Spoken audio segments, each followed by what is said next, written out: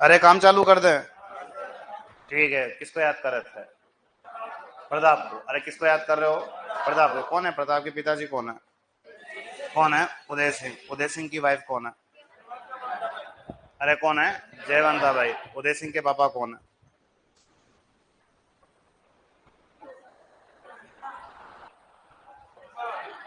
अरे कौन है यार? सांगा है। उदय सिंह के पापा कौन है?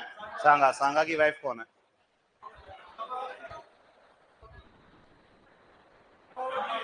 कर्मावती है। कौन है? कर्मावती। पढ़ा ना यार तुम लोगों ने। ठीक है। और वो सांगा के पापा कौन है? अरे सांगा के पापा कौन है? रायमल। सांगा के पापा कौन है? रायमल की वाइफ कौन है? अरे कौन है? श्रृंगार देवी। श्रृंगार देवी के पापा कौन है? हाँ? श्रृंगार देवी के पापा कौन है? राव जोधा है। ठीक है, जोधा के पापा कौन है? हाँ? अरे कौन है? रणमल है। रणमल के पापा कौन है? अरे कौन है? चूड़ा राठौड़ है। और चूड़ा राठौड़ की चोरी कौन है? अरे कौन है? हंसा भाई। हंसा भाई के हस्बैंड कौन है?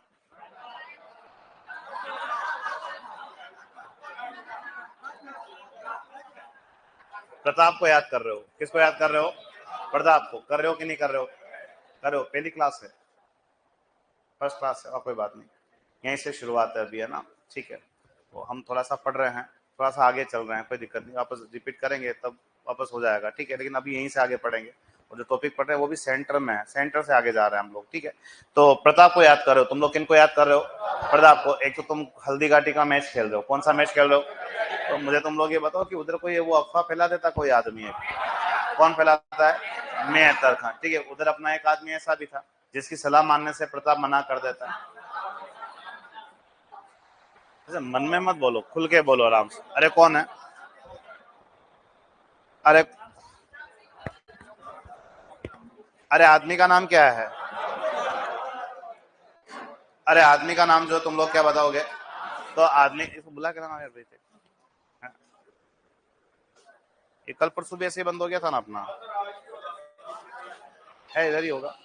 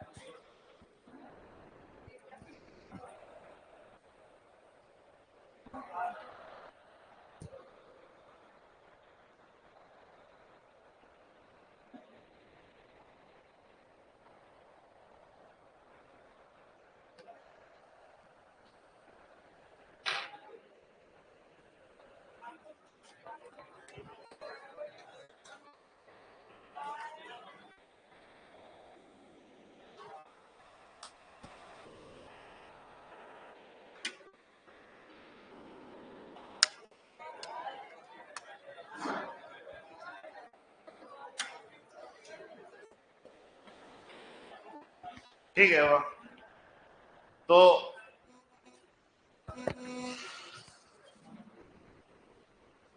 कि इस हल्दी घाटी युद्ध के ऊपर एक तो अपन ने कहा था कि प्रताप की सलाह मानने से क्या कर देता है? इनकार कर देता है। कौन? तो कौन? राम सिंह या रामशाह तंवर। ये कहां से आए थे? ग्वालियर से आए थे। और साथ में किनको लेके आए? अपने 3 लड़कों को लेके आए थे। और ये सब बाप बेटे हमारी सहायता के लिए क्या होते हैं? मुझे बताओ, प्रताप की हेल्प के लिए इधर से कौन आया था? अरे प्रताप की हेल्प के लिए इधर से कौन आता है? नारायण दास। कौन आता है? नारायण दास। जालोर से। जालोर से कौन आता है? ताज खान। बदनौर से कौन आता है? रामदास मेड़तिया, या उसको कहते हैं रामदास राठौड़। ऐसा पढ़ा है तुम लोगों ने। ठीक है, अगर मैं तुम्हें कहीं ऐसा पूछने की कोशिश करूं कि हमने ऐसा भी लिखा है कि इस युद्ध में उपस्थित एक इकलौता इतिहासकार था, लिखा क्या तुम लोगों ने? और युद्ध में उपस्थित इकलौता इतिहासकार कौन है? बदायूं है। वो बदायूं किसको तोड़ के ले गया? राम प्रसाद को तोड़ के ले गया था और किसको गोद में दे दिया? अकबर को। कहाँ पे दे दिया? फतेहपुर सीकरी में दे दिया। और फिर क्या क्या वो कर दिया कि फतेहपुर सीकरी, और फतेहपुर सीकरी में किसको दे दिया? अकबर को दे दिया। और अकबर ने हमारे राम प्रसाद का क्या किया? उसका नाम बदल के क्या कर दिया? पे प्रसाद। अगर पूछे कि इस युद्ध का आंखों देखा हाल लिखने वाला कौन है, तो इस युद्ध का आंखों देखा हाल लिखने वाला भी कौन है?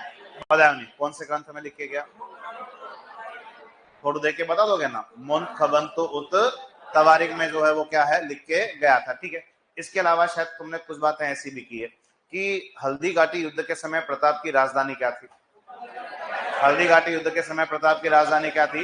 कुंभलगढ़। ठीक है। और अकबर की क्या थी? तो अकबर की राजधानी क्या है? फतेहपुर सीकरी। एक आदमी कह रहा था तलवार किधर भी चला मरने वाला कोई राजपूत ही होगा। कौन कह रहा है? आसफ खान। किसको कह रहा है? बदायूं को। और एक आदमी कह रहा है कि अगर हमारी सेना का सेनापति कोई राजपूत नहीं होता तो इस युद्ध में लड़ने वाला पहला मुगल में खुद होता। ऐसा कौन कह रहा है? तो ऐसा कौन कह रहा है? नकीब खां। और नकीब खां किसको कह रहा है? तो नकीब खां किसको कह रहा है? बदायूं को। ऐसा लिखा कि नहीं लिखा? या तुम में से कितने लोगों की आज पहली क्लास है? और 3 4 और तो कोई नहीं है ना? वाह चलो ठीक है। ये इसलिए बोल रहे कि मैंने पढ़ा दिया, बाकी ये भी नहीं बोल रहे थे पहले। ठीक है। तो प्रताप को याद कर ले, यहां से आगे अपन। ठीक है। अब तो क्या है कि हम प्रताप के साथ किसके ऊपर बात कर रहे हैं? हल्दी घाटी युद्ध के ऊपर। और इस हल्दी घाटी युद्ध पर इतिहासकारों के अलग अलग क्या हैं? तो इतिहासकारों के अलग अलग क्या है? मतलब जो लोग नए हैं वो यहीं से कनेक्ट हो अभी। तो ठीक है कि इस देखो जब ये लोग लड़ रहे थे तो इनको ये आइडिया था कि हम हल्दी घाटी का युद्ध लड़ रहे हैं। ठीक है। ये तो कुछ अलग ही बात इस जमाने में चल रही थी। हल्दी घाटी नाम तो बहुत सालों बाद दिया गया इस लड़ाई को। ठीक है। तो हल्दी घाटी युद्ध को किसने क्या कह के पुकारा है? तो इसके लिए तुम्हें एक ऐसा वर्ड याद रखना है। तुम एक वर्ड क्या याद रखोगे? AKBGTT। क्या यार वर्ड याद रखोगे? AKBGTT। यहां से तुम्हारा एक प्रश्न बनना तय, ये ध्यान रखना। ठीक है। अब AKBGTT का फुल फॉर्म पता है तुम्हें क्या होता है? देखा, एक तो ऐसा उदयपुर में तो ऐसा बोलते हैं कि एक एक से वो कौन सा हीरो है? अक्षय कुमार है। कहाँ गया था? बोरा गणेश जी। क्या खेलने गया? Table tennis. तो सेट हो गया ऐसा कि अक्षय कुमार बोरा गणेश जी क्या खेलने गया? अपने क्या करना गया होगा? अपने ए से मीनिंग जो है वो अपने क्या है? तो अकबर के ही नौकरी करने वाला आदमी कौन है? अबुल फजल। और अबुल फजल कहता है के, यानी वो कहता है कि मैंने इस युद्ध को क्या बोला है? तो वो कहता है कि मैंने इस युद्ध को क्या बोला है? खमनोर का युद्ध। तो अबुल फजल ने हल्दी घाटी युद्ध को क्या बोला है? खमनोर का युद्ध। बी से मीनिंग हमारे लिए क्या है? तो बी से मीनिंग हमारे लिए क्या हो गया? बदायूं। और बदायूं कहता है कि नहीं, कि हमारी नजर में ये कौन सा युद्ध है? वो कौन था? अब ये दोनों बेवकूफ है। कौन? अबुल फजल और कौन? बदायूं। अब ये दोनों किसके यहाँ नौकरी करते हैं? अकबर के यहाँ। दोनों अकबर के जमाने में मौजूद और दोनों बहुत बड़े आदमी, दोनों लिखने का काम करते हैं। और अबुल फजल कह रहा है कि हम तो कहाँ खेल रहे थे? हम लोगों ने। बदायूं कह रहा गलत बोल रहा है, मैं तो युद्ध में मौजूद था। हम लोग कहाँ खेल रहे थे? अब गोकुंदा और खमनोर में भी बहुत ज्यादा क्या है? डिफरेंस है। ठीक है। इसके अलावा टी, टी से मीनिंग हमारे लिए क्या हो गया? Colonel Tod. और कर्नल टोड कहता है कि मैंने इस युद्ध को क्या बोला? तो कर्नल टोड कहता है कि मैंने इस युद्ध को मेवाड़ की क्या बोला है? थर्मोपल्ली। तो इस युद्ध को मेवाड़ की थर्मोपल्ली कहने वाला कौन है? Colonel toad. गोकुंदा का युद्ध कहने वाला कौन है? बदायूं। और खमनोर का युद्ध कहने वाला कौन है? अबुल फजल। या तो अबुल फजल का मत पूछता है या किसका मत पूछेगा? एक ऐसा भी इतिहासकार है, ये भी बड़ा आदमी है। आदमी का नाम क्या बताओगे? AL श्रीवास्तव। वो तो कहता है कि ये दो बादशाहों का युद्ध है, एक तो अकबर और एक प्रताप। तो उसने तो लिख दिया कि ये लड़ाई जो है वो क्या है? बादशाह बाग का है। तो इस हल्दी घाटी को बादशाह बाग का युद्ध कौन कहता है? AL श्रीवास्तव। और इसके अलावा मेवाड़ से जुड़ा हुआ एक इतिहासकार है, और मेवाड़ से जुड़ा हुआ एक इतिहासकार जिसका नाम क्या बताओगे? गोपीनाथ शर्मा। और पता है एक ग्रंथ भी लिखता है, कौन सा? अरे कौन सा ग्रंथ लिखता है? Mewar and the Mughal empire. वो ग्रंथ लिखने वाला आदमी कौन है? गोपीनाथ शर्मा। गोपीनाथ तो कहता है कि ये मेरी नजर में, गोपीनाथ तो कहता है कि ये मेरी नजर में क्या था? अनिर्णायक, या इसे चाहो तो क्या कह सकते हो? अनंत युद्ध। तो इस युद्ध को अनिर्णायक या अनंत युद्ध की संज्ञा देने वाला आदमी कौन है? गोपीनाथ शर्मा। लेकिन तुम्हें पूछे कि इस युद्ध में किसकी टीम जीती थी? तो मेवाड़ की। किसकी टीम जीतती है? मेवाड़। यानी प्रताप की सेना युद्ध क्या करती है? जीतती है। और अकबर की टीम युद्ध क्या करती है? हारती। बहुत सारे साक्ष्य ऐसे मिले हैं जिससे ये आइडिया लग जाता है कि इस युद्ध में कौन सी सेनाएं जीती थी? कौन सी सेनाएं जीती थी? मेवाड़। लेकिन ये गोपीनाथ शर्मा कहता, मेवाड़ का इतिहासकार, ये तो ऐसा युद्ध था जिसका रिजल्ट निकला ही नहीं। श्रीवास्तव क्या कहता है? बादशाह बाग का युद्ध थर्मोपल्ली कौन कहता है? कर्नल टोट गोकुंदा का युद्ध कौन कहता है? बदायूनी खमनोर का युद्ध कौन कहता है? तो आदमी का नाम क्या बताओगे? अबुल फजल। अब जो क्या है कि ये हल्दी घाटी का युद्ध जब हुआ, ये मध्यकाल का जमाना है। कौन सा जमाना है? और मध्यकाल में अधिकांश इतिहासकार मुस्लिम इतिहासकार हैं। अगर वो लोग किसको फॉलो कर रहे हैं? अबुल फजल को। तो अबुल फजल को फॉलो कर रहे हैं तो वो तो क्या लिख रहे हैं? और बदायूनी को फॉलो कर रहे हैं तो वो लोग क्या लिख रहे हैं? गोकुंदा का। तो सालों तक इन लोगों को भी आइडिया नहीं लगा कि जो हमने इतना बड़ा मैच खेला वो खेला कहाँ। तो ये कंफ्यूजन आगे जाके कब क्लियर होता है? 1829 में। और ये कंफ्यूजन किसने क्लियर किया?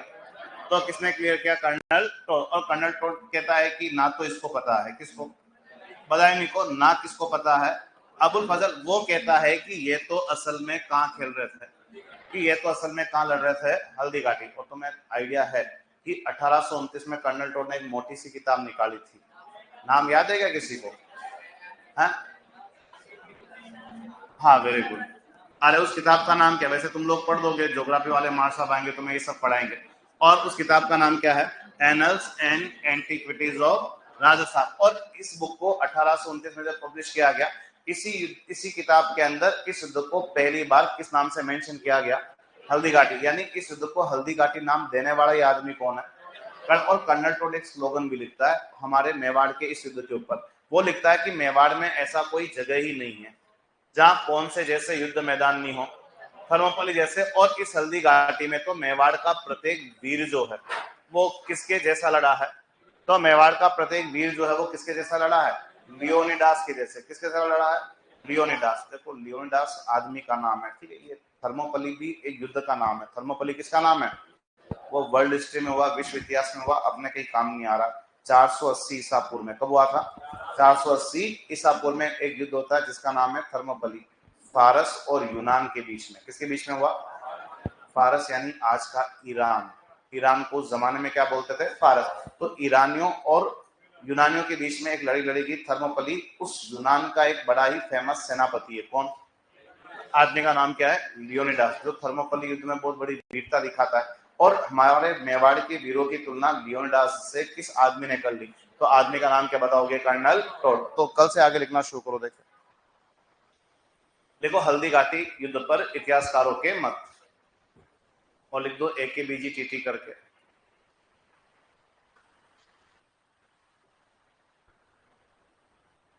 AKBGTT। अबुल फजल क्या कहता है? खमनोर का युद्ध।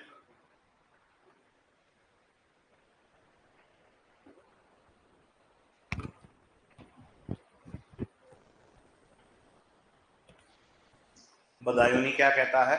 गोकुंदा का युद्ध।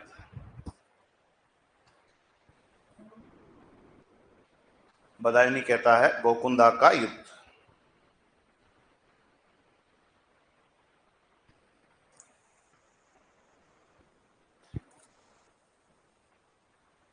बदायूनी कहता है गोकुंदा का युद्ध, ठीक है। और कर्नल टोड ने क्या बोला है? मेवाड़ की थर्मोपल्ली।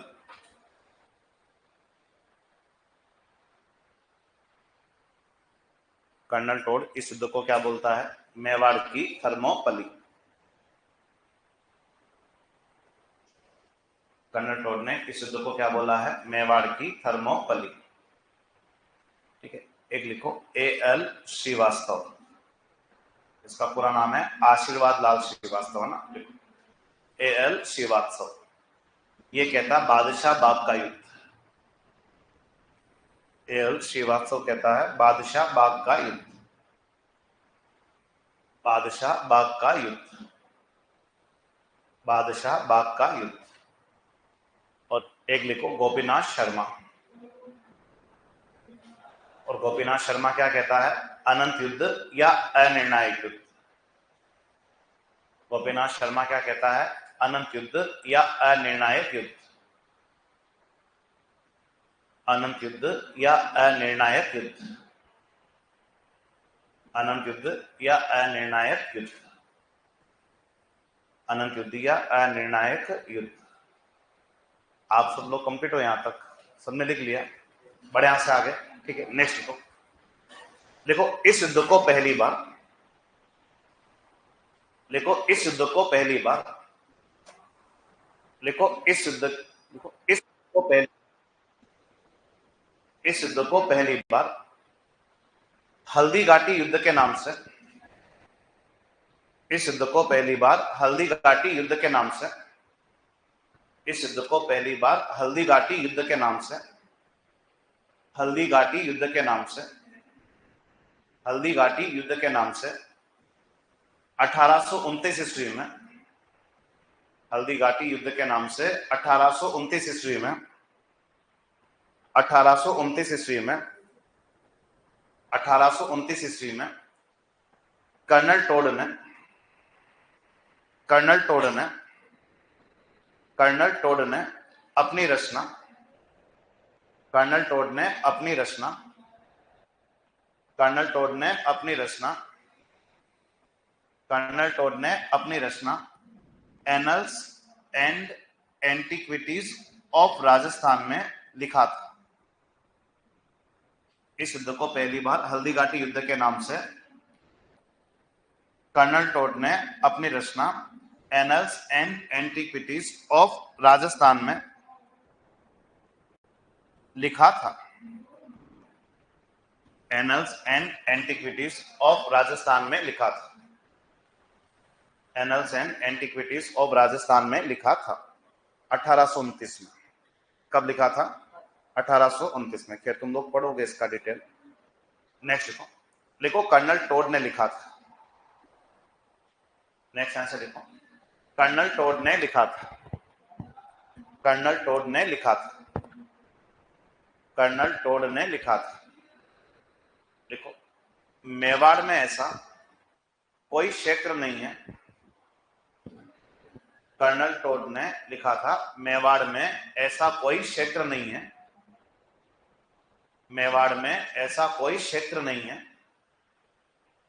मेवाड़ में ऐसा कोई क्षेत्र नहीं है जहां थर्मोपली जैसे, मेवाड़ में ऐसा कोई क्षेत्र नहीं है जहां थर्मोपली जैसे, जहां थर्मोपली जैसे युद्ध मैदान ना हो, जहां थर्मोपली जैसे युद्ध मैदान ना हो, जहां थर्मोपली जैसे युद्ध मैदान ना हो, थर्मोपली जैसे युद्ध मैदान ना हो, वह इस युद्ध में,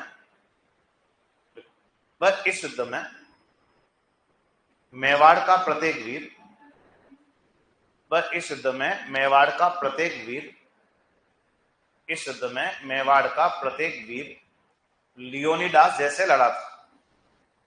वह इस युद्ध में मेवाड़ का प्रत्येक वीर लियोनिडास जैसे लड़ा था। मेवाड़ का प्रत्येक वीर लियोनिडास जैसे लड़ा था। ये एक आदमी का नाम है ना, यूनान का सेनापति। कहां का सेनापति था? यूनान का सेनापति। वह इस युद्ध में मेवाड़ का प्रत्येक वीर लियोनिडास जैसे लड़ा था। आप सब लोग कंप्लीट हो गए यहाँ तक, सबने लिखा, ठीक है। अब यहाँ से आगे क्या वो देखो कि इन सब बातों के बाद अब एक आदमी दुखी हो रहा है। इन सब बातों के बाद अब एक आदमी क्या हो रहा है? दुखी हो रहा है। पता कौन दुखी हो रहा है? एक तो तुम दुखी हो, मुझे उससे कोई लेना देना नहीं। मेरे टीवी पे कौन दुखी हो रहा है? अरे कौन दुखी हो रहा है यार? अकबर दुखी हो रहा है। और अकबर क्यों दुखी हो रहा है? कि भाई इतना बड़ा खर्चा हो गया लेकिन काम अभी तक पूरा नहीं हुआ। काम क्या था? प्रताप को अधीनता क्या करवानी थी? स्वीकार करवानी थी, लेकिन वो अभी तक पूरा नहीं हुआ। और अकबर अब दुखी हो रहा है, ठीक है। अब अकबर तो सबसे पहले दो लोगों की क्लास लगा देता है। किन दो लोगों की क्लास लगा दी? मान सिंह और किसकी क्लास लगा दी? किसकी क्लास लगा दी? आसफ खान। क्योंकि इन्हीं दो लोगों को जिम्मेदारी दी थी कि तुम्हें हल्दी घाटी अभियान को क्या बनाना है? सफल। लेकिन दोनों आदमी क्या हो गए?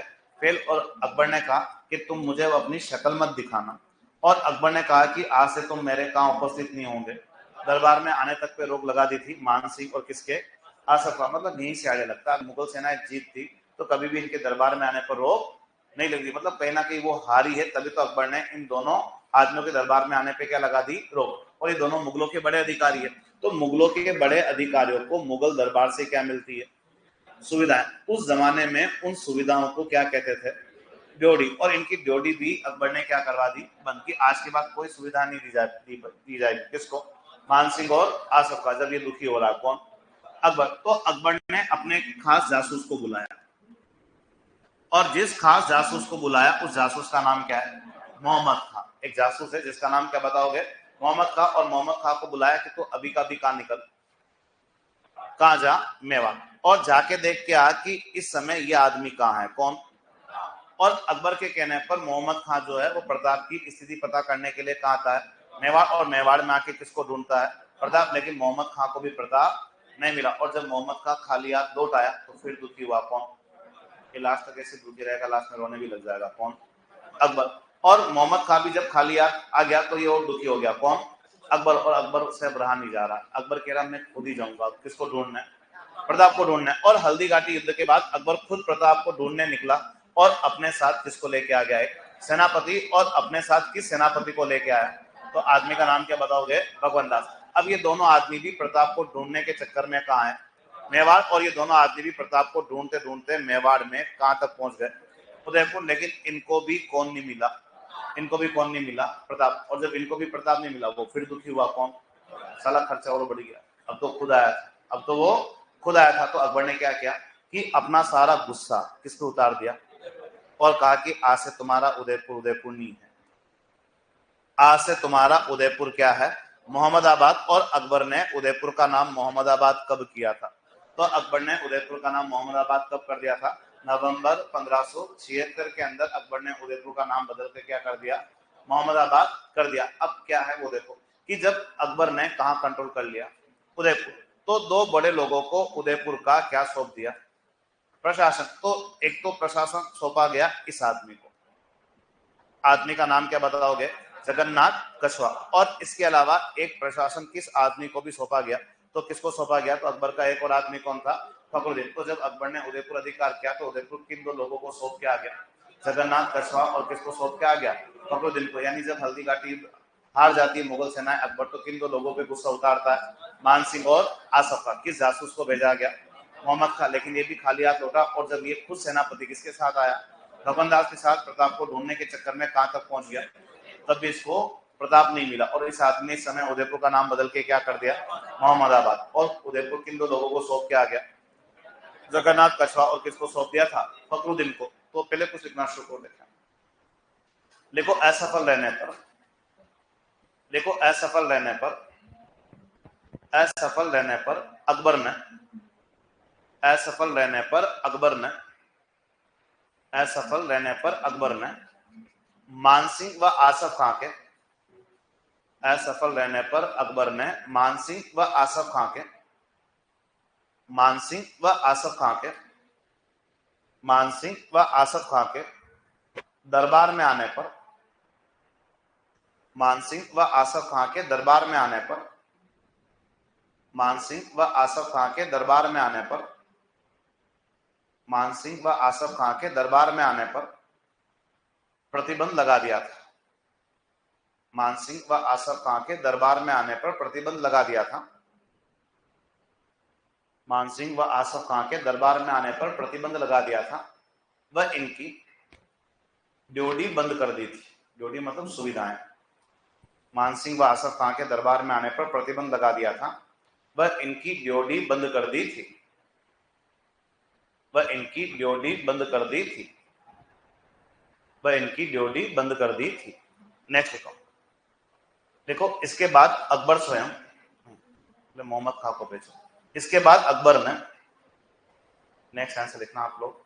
इसके बाद अकबर ने, इसके बाद अकबर ने मोहम्मद खां नामक जासूस को, इसके बाद अकबर ने मोहम्मद खां नामक जासूस को, मोहम्मद खां नामक जासूस को प्रताप की स्थिति पता करने के लिए, मोहम्मद खां नामक जासूस को प्रताप की स्थिति पता करने के लिए, मोहम्मद खां नामक जासूस को प्रताप की स्थिति पता करने के लिए, प्रताप की स्थिति पता करने के लिए मेवाड़ भेजा था। प्रताप की स्थिति पता करने के लिए मेवाड़ भेजा था, मेवाड़ भेजा था, लेकिन असफल रहा, लेकिन असफल रहा। प्रताप की स्थिति पता करने के लिए मेवाड़ भेजा था, लेकिन असफल रहा, लेकिन असफल रहा। नेक्स्ट लिखो, इसके बाद अकबर स्वयं, नेक्स्ट आंसर लिखो, लिखो इसके बाद अकबर स्वयं, इसके बाद अकबर स्वयं, इसके बाद अकबर स्वयं सेनापति, इसके बाद अकबर स्वयं सेनापति भगवंत दास को लेकर, इसके बाद अकबर स्वयं सेनापति भगवंत दास को लेकर, सेनापति भगवंत दास को लेकर प्रताप की स्थिति पता करने, सेनापति भगवंत दास को लेकर प्रताप की स्थिति पता करने, प्रताप की स्थिति पता करने मेवाड़ आता है, प्रताप की स्थिति पता करने मेवाड़ आता है, प्रताप की स्थिति पता करने मेवाड़ आता है, लेकिन असफल रहा। प्रताप की स्थिति पता करने मेवाड़ आता है, लेकिन असफल रहा। प्रताप की स्थिति पता करने मेवाड़ आता है, लेकिन असफल रहा, असफल रहा। देखो, इस समय अकबर ने, देखो इस समय अकबर ने नवंबर 1576 में, इस समय अकबर ने नवंबर 1576 में 1576, इस समय अकबर ने नवंबर 1576 में, नवंबर 1576 में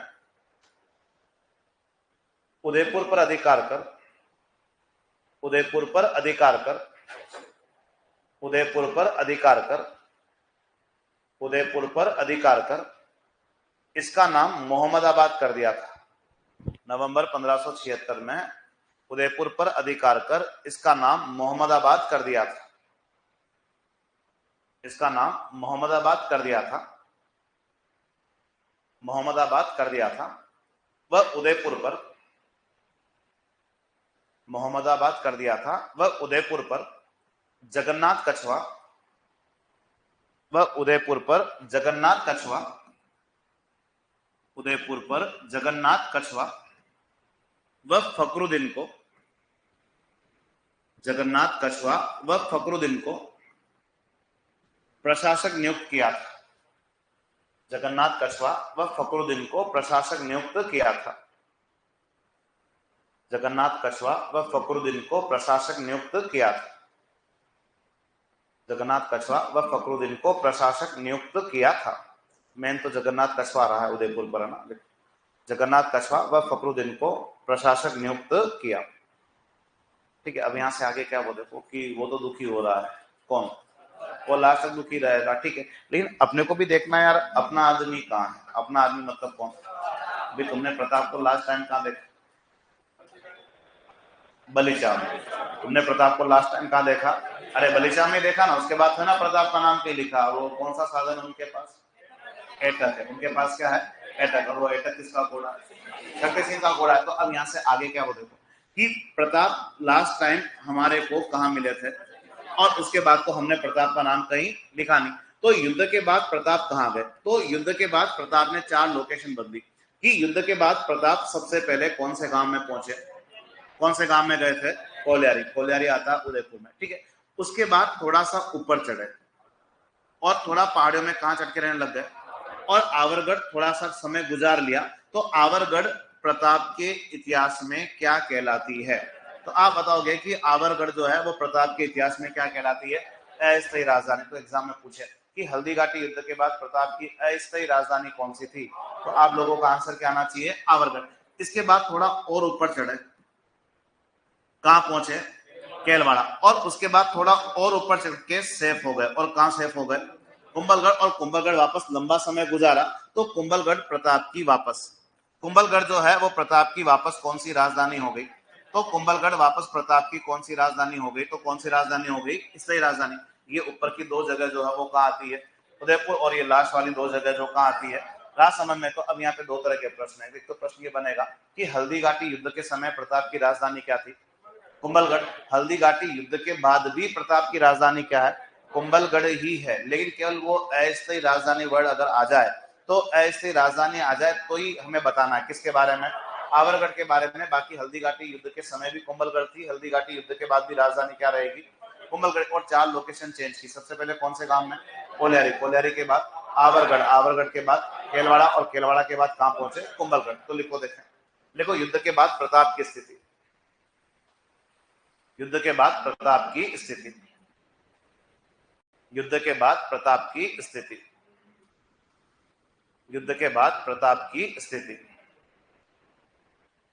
युद्ध के बाद प्रताप की स्थिति। लिखो, फर्स्ट लिखो कोलियारी, फर्स्ट लिखो कोलियारी, कोलियारी के बाद लिखो आवरगढ़,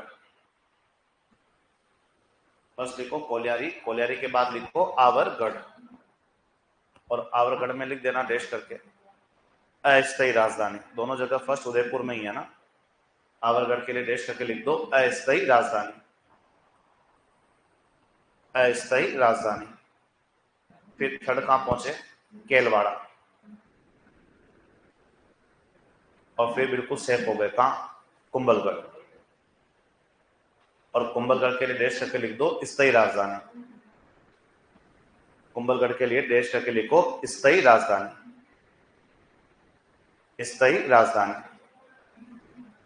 स्थायी राजधानी। केवल अस्थायी राजधानी पूछे तो ही तुम्हारा आंसर क्या आना चाहिए, और बाकी कहीं अपने को नाम लेना उसका ना।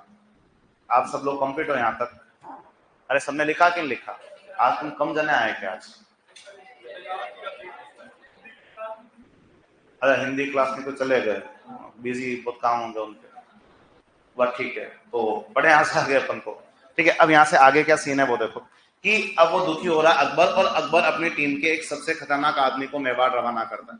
और अकबर की टीम का सबसे खतरनाक आदमी कौन है, शाहबाज खां। और ये शाहबाज खां कब से कब तक मेवाड़ में रुकेगा, 1577 से 79। अब शाहबाज खां वो व्यक्ति है या वो आक्रमणकारी है जो सर्वाधिक समय तक युद्ध के बाद, सर्वाधिक समय तक युद्ध के बाद हमारे मेवाड़ में क्या होता है, रुकता है। तो हल्दीघाटी युद्ध के बाद अकबर के उस आदमी का नाम बताओ, या उस आक्रमणकारी का नाम बताओ जिसने सबसे लंबा समय अपने मेवाड़ में घूमा। तो आदमी कौन है, शाहबाज खां। और शाहबाज खां ने इस अवधि में हमारे मेवाड़ पर कितनी बार अटैक किए, 3 बार। और 3 अटैक कहाँ कहाँ, तो एक तो कहाँ था, गोकुंदा, एक कहाँ है, कुंभलगढ़, और एक अटैक जो है इसका कहाँ है, तो एक अटैक जो है इसका कहाँ है, केलवाड़ा। और ये शाहबाज खां लंबे समय तक मेवाड़ में रुका, मतलब कहीं ना कहीं इसको सफलता हाथ लगी है। और ये ढूंढ लेता है कि प्रताप इस समय कहाँ बैठे हुए, और वहां ये आदमी क्या कर देता है, अटैक कर देता है। और शाहबाज खां अगर प्रताप को ढूंढेगा तो कहाँ ढूंढेगा, तो प्रताप इस समय कहां से बैठे हुए हैं, कुंभलगढ़। और इसी चक्कर में शाहबाज खां ने कब, 1578 के अंदर शाहबाज खां ने हमारे कहां आक्रमण कर दिया, कुंभलगढ़। और ये वो समय था जब लड़ने की कंडीशन में नहीं थे कौन, और जब प्रताप लड़ने की कंडीशन में नहीं थे, तो शाहबाज खां ने अपना अधिकार कहां कर लिया, कुंभलगढ़। और जैसे ही कुंभलगढ़ पर शाहबाज खां का अधिकार हुआ, कुंभलगढ़ छोड़ना पड़ेगा किसको। अब प्रताप कुंभलगढ़ छोड़ने के बाद कहां गए, अपन इनको तो ढूंढ लेंगे, लेकिन कुंभलगढ़ पर अकबर के किस आदमी का कंट्रोल हो गया, शाहबाज खां। कभी कुंभलगढ़ भी अजय दुर्ग की श्रेणी में रहा लंबे सालों तक। वैसे तुम्हारे पास अजय दुर्ग केवल एक ही है, कौन सा है, लोहागढ़। कौन सा किला है, लोहागढ़। और ये भी कभी अजय दुर्ग की श्रेणी में भी रहा, लेकिन केवल इकलौता आदमी अकबर का फर्स्ट एंड लास्ट जो इस कुंभलगढ़ पे अधिकार रखता है, वो इकलौता आदमी केवल कौन है, ना तो इससे पहले कभी किसी ने अधिकार रखा, ना इसके बाद कभी किसी ने अधिकार रखा। और अभी तक तो प्रताप कहां सेफ थे, कुंभलगढ़। लेकिन शाहबाज खां पहुंच गया, और रवाना होना पड़ेगा किसको, जब प्रताप कुंभलगढ़ में रहते थे तो प्रताप ने एक आदमी को कुंभलगढ़ का क्या बना रखा था, किलेदार। और कुंभलगढ़ का किलेदार कौन था, तो आदमी का नाम क्या बताओगे, भाण सोनगढ़। लेकिन अब कौन अधिकार कर गया, शाहबाज खां। और शाहबाज खां ने एक आदमी को कुंभलगढ़ का किलेदार नियुक्त कर दिया, और जिस आदमी को नियुक्त किया उसका नाम क्या बताओगे, गाजी खां। तो प्रताप के समय तो कुंभलगढ़ का किलेदार कौन रहा है, भान सोनगढ़। लेकिन प्रताप के समय कौन हो गया, गाजी खां। और यह प्रश्न बनता है कि हल्दीघाटी युद्ध के बाद शाहबाज खां ने मेवाड़ पर कितनी बार अटैक किए, 3 बार अटैक किए। यह प्रश्न बनेगा कि अकबर के किस आक्रमणकारी ने हल्दीघाटी के बाद कुंभलगढ़ पर अधिकार रखा है,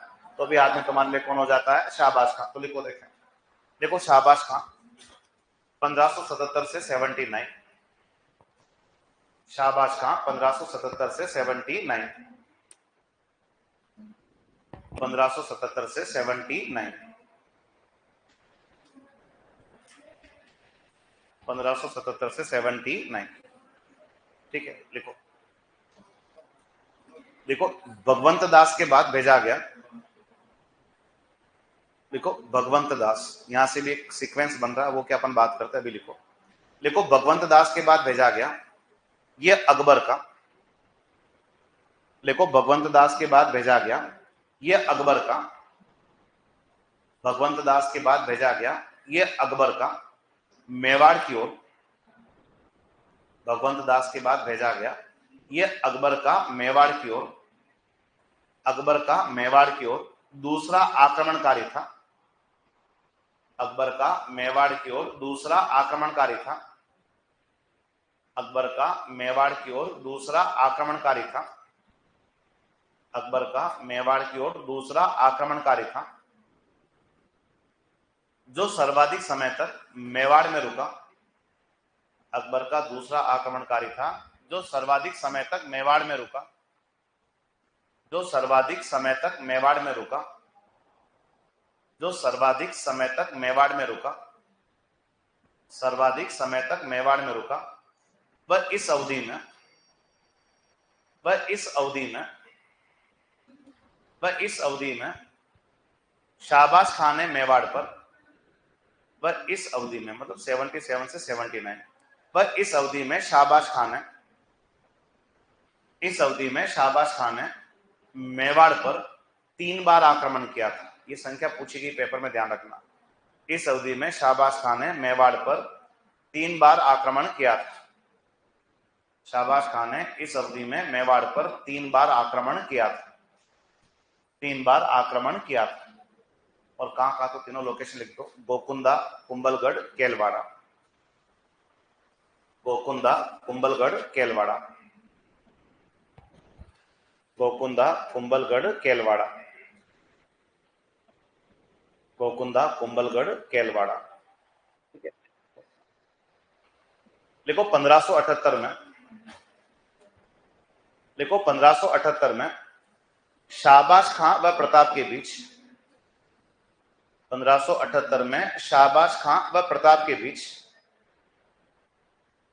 1578 में शाहबाज खां व प्रताप के बीच, शाहबाज खां व प्रताप के बीच कुंभलगढ़ का युद्ध हुआ था। शाहबाज खां व प्रताप के बीच कुंभलगढ़ का युद्ध हुआ था। शाहबाज खां व प्रताप के बीच कुंभलगढ़ का युद्ध हुआ था। शाहबाज खां व प्रताप के बीच कुंभलगढ़ का युद्ध हुआ था। कुंभलगढ़ का युद्ध हुआ था। कुंभलगढ़ का युद्ध हुआ था, जिसमें शाहबाज खां कुंभलगढ़ अधिकार कर लेता है। कुंभलगढ़ का युद्ध हुआ था जिसमें शाहबाज खां कुंभलगढ़ अधिकार कर लेता है, जिसमें शाहबाज खां कुंभलगढ़ अधिकार कर लेता है, जिसमें शाहबाज खां कुंभलगढ़ अधिकार कर लेता है, कुंभलगढ़ अधिकार कर लेता है। नेक्स्ट देखो प्रताप के समय, देखो प्रताप के समय कुंभलगढ़ का किलेदार, देखो प्रताप के समय कुंभलगढ़ का किलेदार, प्रताप के समय कुंभलगढ़ का किलेदार भाण सोनगरा था। प्रताप के समय कुंभलगढ़ का किलेदार भाण सोनगरा था, भाण सोनगरा था, भाण सोनगरा था। वह शाहबाज खान है, भाण सोनगरा था, वह शाहबाज खान है, वह शाहबाज खान है गाजी खां को नियुक्त किया था। वह शाहबाज खान ने गाजी खां को नियुक्त किया था। वह शाहबाज खान ने गाजी खां को नियुक्त किया था। वह शाहबाज खान ने गाजी खां को नियुक्त किया था। शाहबाज खान ने गाजी खां को नियुक्त किया था। ठीक है, अब तो क्या है कि अभी तक तो प्रताप कहां से थे, कुंभलगढ़ में। कहां से थे, कुंभलगढ़। लेकिन कुंभलगढ़ पे अकबर का कौन सा आदमी पहुंच गया, अरे कौन पहुंच गया, शाहबाज खां। तो कुल मिला के प्रताप रवाना होंगे कहां से, कहां से छोड़ना पड़ेगा, कुंभलगढ़। अब प्रताप सोच रहे हैं यार एक काम करता हूं, कहां चला जाता हूं, इधर। और ये इधर नाम का जगह कहां है, प्रताप का संघर्ष चल रहा है। तो प्रताप कुंभलगढ़ से रवाना हो गए और रणक सबसे पहले कुंभलगढ़ के बाद कहां पहुंचते हैं, और रणकपुर से कहां की ओर रवाना हो रहे होते हैं, लगभग गुजरात के अंदर ही जगह आती है। और गुजरात में ही एक लोकेशन का नाम क्या है, कि गुजरात के अंदर ही एक लोकेशन का नाम क्या है, चुलिया। और जब प्रताप कहां से आगे बढ़ रहे थे, चुलिया गांव में, तो एक आदमी चुलिया गांव में प्रताप का रास्ता रोक लेता है और एक आदमी चुलिया गांव में प्रताप का वेट कर रहा था, और जो आदमी चुलिया गांव में प्रताप का वेट कर रहा था वो आदमी ये था। कौन था? आदमी का नाम क्या बताओगे? भामाशाह। और भामाशाह अपने भाई किसके साथ वहां खड़ा है? तो भामाशाह अपने भाई किसके साथ खड़ा है? ताराचंद। और भामाशाह ताराचंद जो है हल्दी घाटी युद्ध के बाद प्रताप को कौन से गांव में मिले? चुलिया गांव में। और यही इतिहास के पन्नों में अमर हो गया। कौन सा आदमी? भामाशाह। और भामाशाह को तुम लोग याद रखते हो क्यों? भाई दानदाता के लिए। जब प्रताप को रुपए पैसों की आवश्यकता थी तो किसने दिए? भामाशाह ने दिए। और भामाशाह ने प्रताप को कौन से गांव में आर्थिक सहायता दी थी? चुलिया गांव में। जैसे तुमने प्रताप के भाई शक्ति सिंह को काम माफ किया बलिजा गांव में, तो वैसे ही प्रताप को कौन से गांव में आर्थिक सहायता मिली? चुलिया गांव में। और भामाशाह ने प्रताप को आर्थिक सहायता कौन से ईयर में दी थी? 1580। और कहते कि इतनी आर्थिक सहायता दे दी कि हम कितनी हजार सेनाएं, 25,000 सेनाएं कितने साल तक चला सकते हैं? 12 साल तक हम उनका क्या कर सकते हैं? पेमेंट कर सकते हैं। इतना रुपया पैसा किस आदमी ने दे दिया? भामाशाह ने दे दिया। कौन से गांव में? चुलिया गांव में। और एक आदमी तो कहता है कि भामाशाह जो है वो मुझे किसके जैसा लगता है? कर्ण के जैसा। वो कहता है कि भामाशाह मुझे किसके जैसा लगता है? कर्ण। तो एक रामायण में था ना कर्ण, महाभारत में था। इतना तो आता है तुम्हें, ठीक है। और एक आदमी क्या कहता है कि मैंने तो इसको क्या बोला है? मेवाड़ का क्या बोला है? कर्ण। और भामाशाह मेवाड़ का कर्ण है, ऐसा कहने वाला आदमी कौन है? Colonel Tod. बाकी ये वो आदमी भी है जिसे इतिहास में मेवाड़ का क्या लिखा जाता है? उद्धारक। तो मेवाड़ का उद्धारक भी किसे कहा जाता है? भामाशाह। और भामाशाह को मेवाड़ का कर्ण कहने वाला व्यक्ति कौन है? तो आदमी का नाम क्या बताओगे? Colonel Tod. और इसने कौन से गांव में प्रताप को आर्थिक मदद दे दी? तो गांव का नाम क्या बताओगे? चुलिया गांव। तो लिखो, देखें, देखो इसके बाद प्रताप रणकपुर होते हुए, इसके बाद प्रताप रणकपुर होते हुए, इसके बाद प्रताप रणकपुर होते हुए, रणकपुर होते हुए चुलिया गांव पहुंचते हैं। इसके बाद प्रताप रणकपुर होते हुए चुलिया गांव पहुंचते हैं। रणकपुर होते हुए चुलिया गांव पहुंचते हैं। चुलिया गांव पहुंचते हैं जहां प्रताप की मुलाकात, चुलिया गांव पहुंचते हैं जहां प्रताप की मुलाकात, जहां प्रताप की मुलाकात भामाशाह, जहां प्रताप की मुलाकात भामाशाह व उसके भाई ताराचंद से होती है। जहां प्रताप की मुलाकात भामाशाह व उसके भाई ताराचंद से होती है।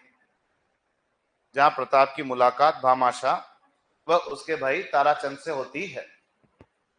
ये दोनों युद्ध में मौजूद थे क्या? थे। और वहां पे शहीद नहीं हुए। और ये लौट कर आते। कौन कौन लौट कर आए थे? भामाशाह और ताराचंद। और एक सलुम्बर का कौन? कृष्ण दास। और गानेराव का कौन आता है? गोपाल दास। ठीक है। मुझे तुम लोग ये बताओ कि प्रताप की हरावल का कैप्टन कौन था? हकीम खां सूरी। और प्रताप की चंदावल का कैप्टन कौन था? राणा कुंजा। ठीक है, लिखो, देखो, लिखो। इसी चुलिया गांव में 1580 में, इसी चुलिया गांव में 1580 में, इसी चुलिया गांव में 1580 में, इसी चुलिया गांव में 1580 में, 1580 में भामाशाह ने प्रताप को आर्थिक सहायता दी थी। भामाशाह ने प्रताप को आर्थिक सहायता दी थी। भामाशाह ने प्रताप को आर्थिक सहायता दी थी। 1580 में भामाशाह ने प्रताप को आर्थिक सहायता दी थी। और कहा जाता है, देखो, और कहा जाता है इस आर्थिक सहायता से, इस आर्थिक सहायता से 25,000 सेनाएं, 25,000 सेनाएं 12 वर्ष तक रखी जा सकती थी। 25,000 सेनाएं 12 वर्ष तक रखी जा सकती थी। 25,000 सेनाएं 12 वर्ष तक रखी जा सकती थी। 25,000 सेनाएं 12 वर्ष तक रखी जा सकती थी। 12 वर्ष तक रखी जा सकती थी। नेक्स्ट लिखो, 12 वर्ष तक रखी जा सकती थी। नेक्स्ट लिखो, लिखो कर्नल टोड ने भामाशाह को, लिखो कर्नल टोड ने भामाशाह को, कर्नल टोड ने भामाशाह को मेवाड़ का कर्ण का, कर्नल टोड ने भामाशाह को मेवाड़ का कर्ण कहा।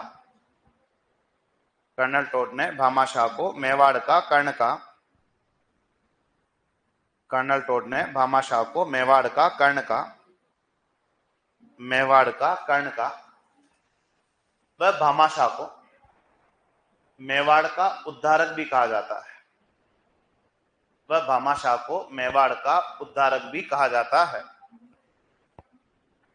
मेवाड़ का उद्धारक भी कहा जाता है। वह भामाशाह को क्या भी कहा जाता है? मेवाड़ का उद्धारक भी कहा जाता है। मेवाड़ का उद्धारक भी कहा जाता है। ठीक है, अब जैसे ही हमें भामाशाह की आर्थिक सहायता मिलती है ना, तो प्रताप अपने लड़ने के साधन जुटाना वापस क्या कर देते हैं? शुरू। और प्रताप तो खुद अब सोच रहे हैं कि हम आगे बढ़कर मुगलों पर क्या करेंगे? आक्रमण करेंगे। लेकिन वो उधर दुखी चल रहा है अभी। कौन? अरे कौन दुखी चल रहा है? वो लास्ट तक ऐसे दुखी रहेगा, लास्ट में रोने भी बैठ जाएगा। ठीक है, तो अब है क्या कि अकबर अब अपनी टीम से किसको रवाना कर रहा है? और अकबर जो है अपनी टीम से किस आदमी को रवाना कर रहा है? अब्दुल रहीम खान खाना। और ये अब्दुल रहीम खान खाना मेवाड़ पर आक्रमण के लिए कब आएगा? 1580 में। कभी नाम सुना ऐसा अब्दुल रहीम खान खाना? जो खाना बहुत खाता होगा है? कोई बात नहीं, खान खाना उपाधि है। खान खाना क्या उसकी उपाधि? अकबर का ही छोरा लगता है। कौन? अब्दुल रहीम खान खाना। और हुआ क्या कि अब अब्दुल रहीम खान खाना जो है 1580 में एक बड़ी सी फौज लेके कहां आक्रमण की तैयारी कर रहा है? मेवाड़ में। और जब ये अब्दुल रहीम खान खाना अपने मेवाड़ के आक्रमण की तैयारियों में बिजी था, तो हमने बहुत बड़ा केस कर दिया। किसके साथ? अब्दुल रहीम खान खाना के साथ। और इसके साथ कांड करने वाला कौन था? तो इनके साथ केस करने वाला आदमी कौन है? अमर सिंह। अब अमर सिंह कौन है? महाराणा प्रताप के क्या है? पुत्र। अब जब ये अब्दुल रहीम खान खाना का आक्रमण की तैयारी में बिजी था मेवाड़, और पीछे से कौन गए? अमर सिंह। और अमर सिंह इसकी फैमिली को ही क्या कर लेते हैं? किडनैप। और हम इसकी फैमिली को किडनैप करके कहां के जंगलों में लाके बंद कर देते हैं? शेरपुर के जंगलों में क्या कर देते हैं? बंद कर देते हैं। और जब ये आदमी मेवाड़ आक्रमण तैयारियों में बिजी था, तो हम इसकी फैमिली को तोड़ के कहां लाके बिठा देते हैं? शेरपुर। फिर अमर सिंह फोन पे धमकी देते हैं। किसको? जैसे पिक्चरों में होता है ना वैसा, कि हमारे कहां आक्रमण मत कर देना, ये तेरे यहाँ पे गड़बड़ हो जाएगी। वो बेचारा टेंशन में आ गया। कौन? अब्दुल रहीम खान खाना। अब क्या करना है? ठीक है, और जब अमर सिंह ने ऐसा कांड किया, तो अमर सिंह को लगता है कि ये बात पापा को बतानी चाहिए। किसको? और अमर सिंह को लगा कि भाई पिताजी बहुत प्रशंसा करेंगे, बहुत शाबाशी देंगे। ठीक है, और जब अमर सिंह ने बताया कि देखो पापा, मैंने ऐसा ऐसा उसकी फैमिली को तोड़ के मैंने कहाँ बंद कर रखा है, यहाँ पे बंद कर रखा है, मैं उसको धमकी दे रहा हूँ वगैरह, तो प्रताप ने शाबाशी नहीं दी, उल्टा और डांटा। किसको? अमर सिंह। कि छोरे अपने से काम नहीं, क्योंकि हम उसकी पत्नी को ही तोड़ के ले आए थे। तो तुरंत प्रभाव से वहां से उसको क्या कर दे? यहाँ कर दे। और प्रताप ने और उल्टा डांटा। किस आदमी को? अमर सिंह। और कहने पे तुरंत उसकी फैमिली को वहां से क्या कर दिया? छोड़ दिया। लेकिन जब उसकी फैमिली को वहां से रिहा किया, तो इसको लगा, किसको? यार ये बहुत महान गुणों वाला व्यक्ति है। कौन? और हम बेवजह इससे क्या कर रहे हैं? लड़ाई कर रहे हैं। और इसने मूड ही बदल दिया कि ये बेचारा आक्रमण करने आया तो था, लेकिन प्रताप के इस गुण को देख के बिना आक्रमण के वापस क्या होता है? लौट जाए। लेकिन हमारा प्रश्न बन जाता है कि हल्दीघाटी युद्ध के बाद हमने किस आक्रमणकारी की फैमिली को बंदी बनाया था? अब्दुल रहीम खान खाना को। तो लिखो, देखें, देखो अब्दुल रहीम खान खाना, ये सब राज संबंध में है ना। देखो अब्दुल रहीम खान खाना 1580। अब्दुल रहीम खान खाना 1580। लिखो, ये शाहबाज खां के बाद, अब्दुल रहीम खान खाना 1580। देखो ये शाहबाज, देखो ये शाहबाज खां के बाद, शाहबाज खां के बाद अकबर द्वारा भेजा गया। ये शाहबाज खां के बाद अकबर द्वारा भेजा गया। शाहबाज खां के बाद अकबर द्वारा भेजा गया। अकबर द्वारा भेजा गया मेवाड़ की ओर। शाहबाज खां के बाद अकबर द्वारा भेजा गया मेवाड़ की ओर। अकबर द्वारा भेजा गया मेवाड़ की ओर। तीसरा आक्रमणकारी था। तीसरा आक्रमणकारी था। तीसरा आक्रमणकारी था। तीसरा आक्रमणकारी था जिसके परिवार को, जिसके परिवार को प्रताप के पुत्र, जिसके परिवार को प्रताप के पुत्र अमर सिंह प्रथम ने, जिसके परिवार को प्रताप के पुत्र अमर सिंह प्रथम ने, जिसके परिवार को प्रताप के पुत्र अमर सिंह प्रथम ने शेरपुर के जंगलों में बंदी बना लिया था। प्रताप के पुत्र अमर सिंह प्रथम ने शेरपुर के जंगलों में बंदी बना लिया था। शेरपुर के जंगलों में बंदी बना लिया था। शेरपुर के जंगलों में बंदी बना लिया था। शेरपुर के जंगलों में बंदी बना लिया था। बंदी बना लिया था, ठीक है। और जब वो खाना भी खा लिया खाया तो फिर दुखी हुआ। उसका काम ही दुखी होना है। किसका? अकबर का। तो अकबर सोच रहा साला खर्चे पे खर्चा बढ़ रहा है, लेकिन अभी तक काम पूरा नहीं हो रहा। काम केवल क्या है? प्रताप को अधीनता क्या करवानी है? स्वीकार करवानी, लेकिन वो काम अभी तक नहीं हुआ। तो अकबर अब मीटिंग लेता उसके अधिकारियों की, क्या करना चाहिए, खर्चा देखो बहुत ज्यादा बढ़ रहा है और भी बहुत सारे काम है वगैरह वगैरह। तो ये लोग दिमाग लगा रहे हैं कि खर्चा कहाँ ज्यादा लग रहा है। तो इन लोगों ने रिजल्ट निकाला कि सेनाओं के आने जाने में खर्चा क्या लगा, ज्यादा लग रहा है। तो उस खर्चे को कम करने की क्या की कोशिश अकबर सोचता है कि कुछ ऐसी व्यवस्था कर दी जाए कि परमानेंट मुगल सेनाएं कहाँ बैठी रहे, ताकि आने जाने का खर्चा तो क्या हो जाएगा, बच जाएगा। और 1580 के अंदर 1580 में अकबर ने मेवाड़ में कितनी मुगल छावनियां स्थापित कर दी? 4 मुगल छावनियां। कहाँ कहाँ? तो एक तो कहाँ स्थापित की? देवल में। एक कहाँ स्थापित की? देबारी में। एक कहाँ स्थापित की? देसूरी में। और एक मुगल छावनी कहाँ स्थापित की? दिवेर में। अकबर को मैचिंग वाली बीमारी है, सब नाम एक से छाटे। क्या क्या है? देवल, देबारी, देसूरी और क्या है? दिवेर। ये देवल नाम का जगह कहाँ आता है? डूंगरपुर। देबारी कहाँ आता है? तो देबारी जो है वो कहाँ आता है? तो देबारी कहाँ आता है? उदयपुर। देसूरी कहाँ आता है? तो देसूरी जो है वो कहाँ आता है? पाली। एंड दिवेर कहाँ आता है? तो दिवेर कहाँ आता है? राजसमंद। और जैसी 4 कोने में 4 मुगल छावनियां स्थापित की, अकबर अब आश्वस्त है कि अब तो प्रताप किसी भी हालत में बच के नहीं जाएगा, किसी ना किसी साइड जाएगा तो कोई ना कोई छावनी वाले उसको क्या कर लेंगे, पकड़ ही लेंगे। कोई ना कोई छावनी वाले क्या कर देंगे उसको। अब अकबर तो ठीक है कि हमने मुगल छावनी स्थापित कर दी, अब प्रताप किसी भी हालत में बच के नहीं जा सकता। लेकिन ये तो वो समय है जब हमें भामाशाह की क्या मिल चुकी है, आर्थिक सहायता। हम तो खुद दिमाग लगा रहे हैं कि इनमें से किसी एक चौकी पर अगर हम अधिकार कर लें तो हमारी स्थिति मुगलों से बहुत ज्यादा अच्छी हो जाएगी। तो पता है प्रताप इनमें से कौन सी छावनी पर अधिकार करने का दिमाग लगा रहे हैं? तो इन चारों में से कौन सी चौकी पर अधिकार करने का दिमाग लगा रहे हैं? दिवेर। और वो दिवेर पर ही अधिकार क्यों करना चाहता है? राजसमंद में, हम राजसमंद के रहने वाले हैं। देखो क्या है कि इन चारों चौकियों में सबसे नजदीक कौन सी है? और दिवेर इसलिए खास है क्योंकि दिवेर सबसे नजदीक है। किसके? तुम कुंभलगढ़ कर रहे हो, कुंभलगढ़ से तो क्या नजदीक है? और देसूरी। अब मैगजीन क्यों खास है? क्योंकि मुगलों को मेवाड़ में किसी भी प्रकार की सैनिक सहायता की आवश्यकता होती है तो कहां से ट्रांसफर होती है? मैगजीन से। वो सहायता पहले कहां पहुंचेगी, फिर अगली चौकियों में उनको ट्रांसफर किया जाएगा। तो प्रताप दिमाग लगा रहे कि अगर सीधा ही कहां अधिकार कर लूं तो इन 3 चौकियों के रास्ते वैसे ही क्या हो जाएंगे, बंद। और हम इस दिवेर पे अधिकार को लेके एक दिवेर का युद्ध लड़ने वाले हैं। क्या लड़ने वाले हैं? और जब कल हम आएंगे तो अपनी कहानी कौन से युद्ध से शुरू करेंगे? तो 1580 में अकबर कितनी छावनियां स्थापित कर देता है? 4। तो लिखो एक। देखो 1580 के वर्ष में 1580 के वर्ष में अकबर ने मेवाड़ की ओर 4 मुगल छावनियां स्थापित की थी। 1580 के वर्ष में अकबर ने मेवाड़ की ओर 4 मुगल छावनियां स्थापित की थी। 4 मुगल छावनियां स्थापित की थी। 4 मुगल छावनियां स्थापित की थी। 4 मुगल छावनियां स्थापित की थी। और इन चारों के नाम लिख दो। सबके नाम एक जैसे हैं। लिखो देवल। कहां है? डूंगरपुर। लिखो देवल, डूंगरपुर। 1580 के वर्ष में अकबर ने मेवाड़ की ओर 4 मुगल छावनियां